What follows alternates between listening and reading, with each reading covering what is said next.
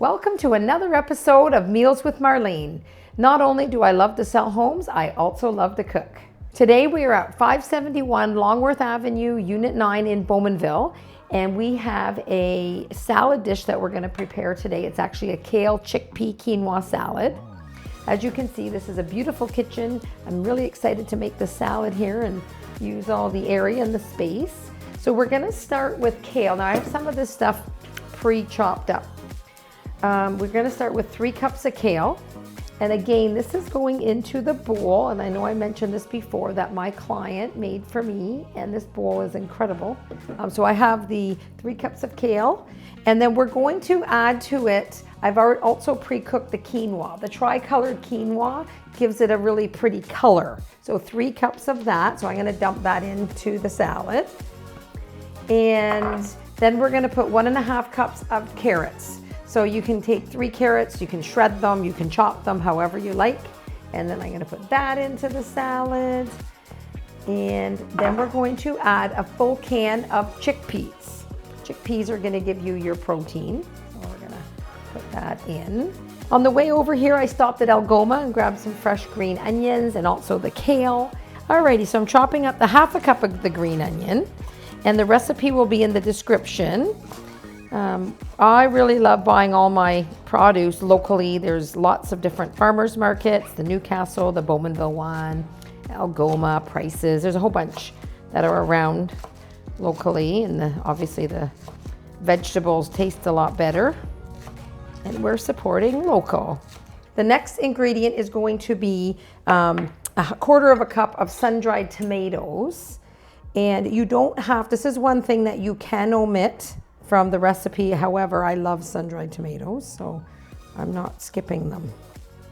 Now, you can also get, I like getting the julienne sun-dried tomatoes. They just didn't have any in the store. In it goes. 1/4 cup isn't a lot, but sun-dried tomatoes have a very strong flavor, so it really, you taste it throughout. That is everything that's going into the salad. Now we're going to make the dressing, and the dressing is really yummy. So we're gonna have to zest a lemon, and then we're going to add some olive oil. And again, I get my olive oil from one of our friends who gets it directly from his family farm in Greece. It's delicious olive oil. And I don't know if anybody knows, but if they ever get a true olive oil, there's some particles at the bottom of it, and that's actually, you know, a good part of the olive oil. Alrighty, so before we add that, we are going to add the amount of items we need. So we're going to put 1/4 cup of olive oil, and then we're going to add a 1/4 cup of red wine vinegar. I always put a little bit more red wine vinegar because I love it. Love red wine vinegar, maybe because it's like wine. 2 teaspoons of Dijon mustard. The Dijon mustard always is very good in any kind of salad.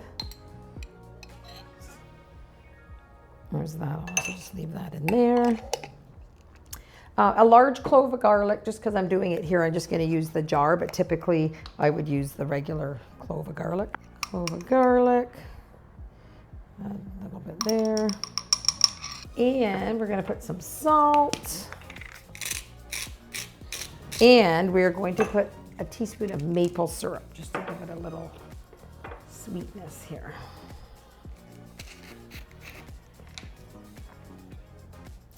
I don't know if I've told you guys, but my husband loves maple syrup so much when we go out for breakfast.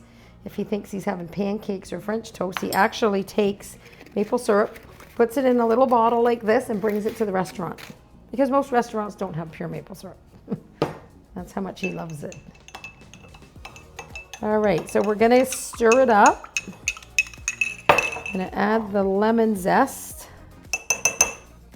And then we're gonna pour it over the salad. And that's good.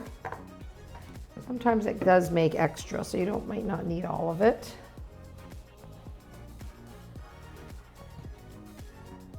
And then before we mix it up, the pepita seeds, which I really, really like. The pepita seeds, we're going to put a 1/4 cup of pepita seeds in. So I can just estimate that. You can put extra if you like.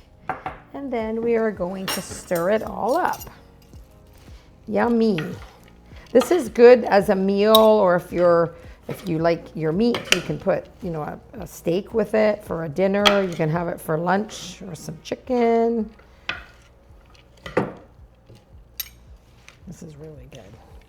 Now, because it's kale, you might want to let it sit for a little bit. What I tend to do at home is I'll get my kale, I'll pre-chop it and mix it with some olive oil, just to, if you want to say tenderize it a bit, that's the word. Make it a little more soft. All right, Monty. Oh boy. Here we go. It looks good, Marlene. There you go. Oh, no. Thank you for watching this episode of Meals with Marlene. I hope you enjoyed, and if you're looking to have a meal cooked in your kitchen, give me a call anytime.